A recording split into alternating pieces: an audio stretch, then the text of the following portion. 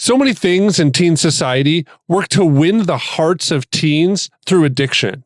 And some culture commentators have said that what we fear isn't necessarily going to rule us, but what we actually love is what's going to rule us. And with that, many in society look to rule the hearts and the minds of our students by appealing to the things that make them feel good, and even the things that they might become addicted to. This can be a dark place, especially when there are so many different forces that push down on teens. And when a teen finds themselves addicted, it's natural for them to avoid telling the truth because they're afraid of not only the consequences, but how it might impact the people that they love. This can be an incredibly dark place for parents and those that work with teens, knowing that many times there is a pretty strict filter that keeps teens from living in a true, honest place because of all of the things in society that are trying to get them addicted to things that we believe might be challenges for them later on. So what should those with kids do? We're going to talk about that next on the Celebrate Kids podcast. Don't be afraid of the dark. Be careful with stars. Not every light is gonna guide you, baby. Not every light is gonna guide you. So Dr. Kathy, there's a 2023 survey by the public health charity called Action on Smoking and Health.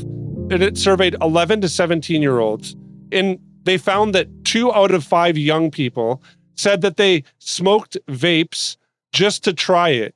And 1 in 5 said they do it just because of peer pressure. Now, Britain's clamping down on teen vaping, and they're doing that through a number of different measures to make legal requirements around the selling of it, but even the use of it.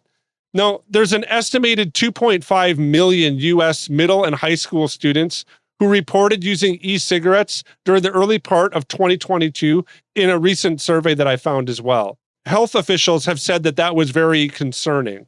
Now, I know that there are a number of people who are concerned about vaping, but maybe you could explain for some of us why this should be on parents' radar.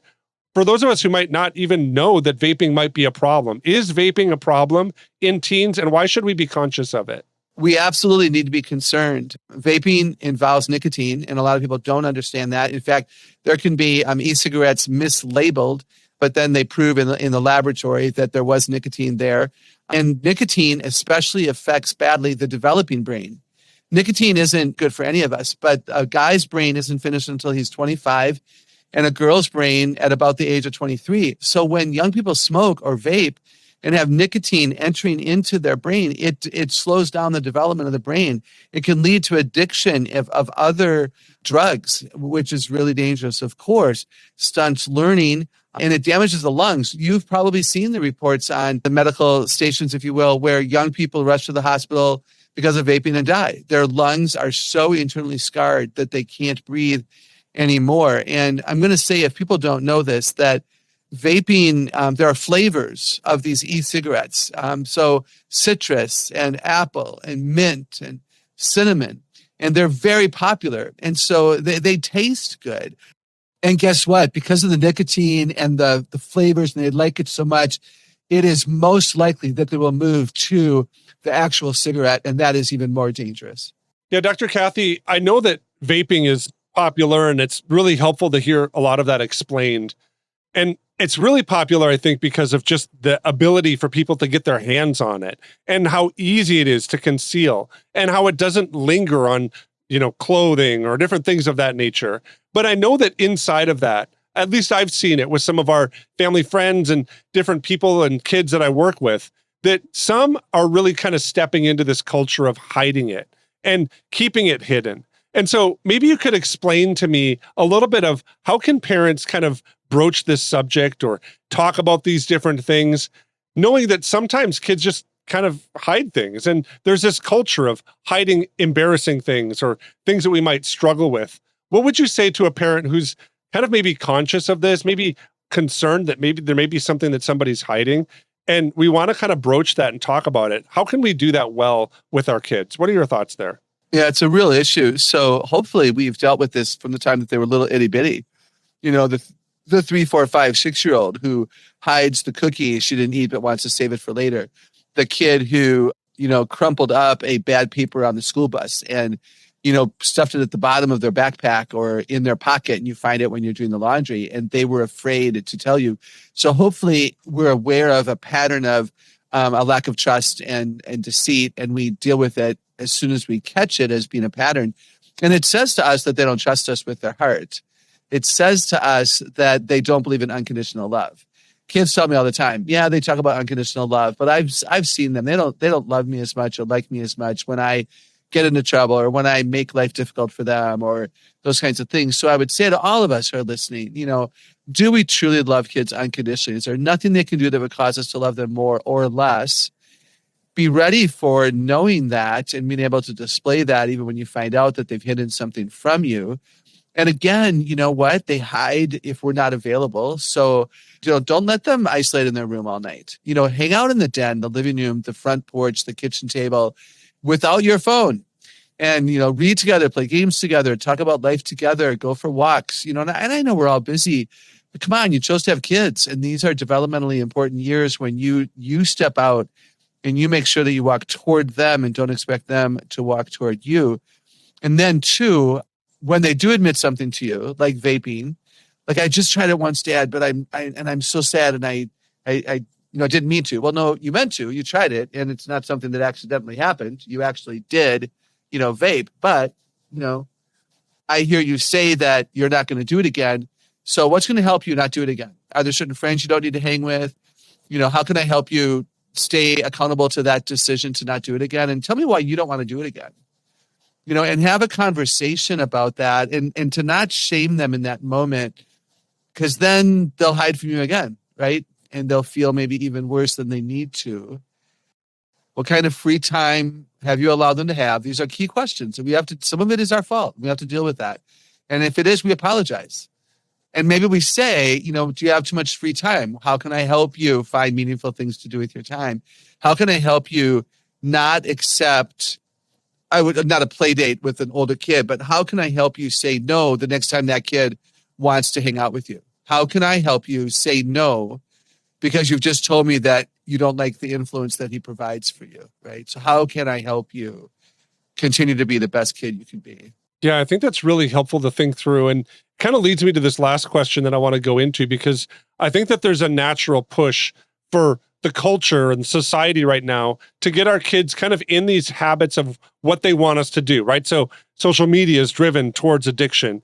Food companies drive their food ingredients and substances towards addiction. I just think that there's so much that I think people are trying to get kids to act a certain way, and in some ways really drive this attitude of addiction inside of students.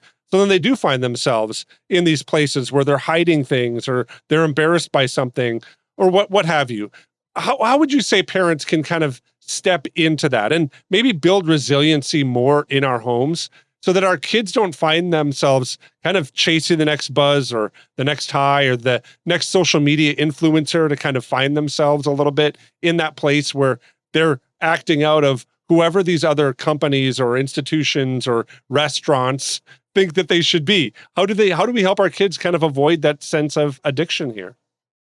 They have to know who they are and who they want to be. Why do we say no to unhealthy things? Because we have important goals to reach for and we want to be successful and purposeful. And so we know that, too much ice cream or the lack of sleep or hanging out with negative people isn't going to be good for us. So do your kids know who they are, why they are who they are, and do they have ideas for their tomorrows, which will help them choose relationships and choose what to say yes and no to? I mean, those things are huge. Do we help them be satisfied with less? Do we talk about contentment as a beautiful thing? And it is a beautiful thing. Paul speaks of it. Jesus models it. Do we celebrate their courage when they say no to a party that they know is going to turn crazy? When you tell your kids, just text any kind of an emoji. Just text me an emoji, and I will know that is your symbol. You want to be rescued. And so you get the emoji, and you immediately drive over, and you walk in, and you say, "Hey, Jonathan, Grandma stopped by with the coolest surprise, and you got to come home because we don't want you to miss out on this." and you drive home. And maybe you say, hey, what was wrong that scared you? But what you really say is, I am so proud of you for the boundary that you've drawn to knowing what is best for you. Like, way to go. I think we need to affirm the courage to stand up and be different and let the kids know that we will always be there for them. We will always be there for that.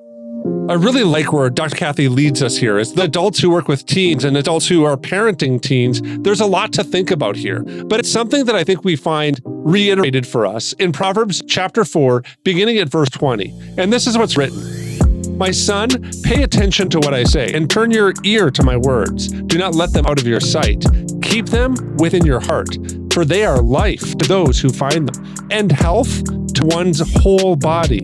Above all else, guard your heart, for everything you do flows from it. Therefore, keep your mouth free of perversity and corrupt talk from your lips. Let your eyes look straight ahead and fix your gaze directly before you. Give careful thought to the paths for your feet and be steadfast in all your ways. Do not turn to the right or to the left, but keep your foot from evil.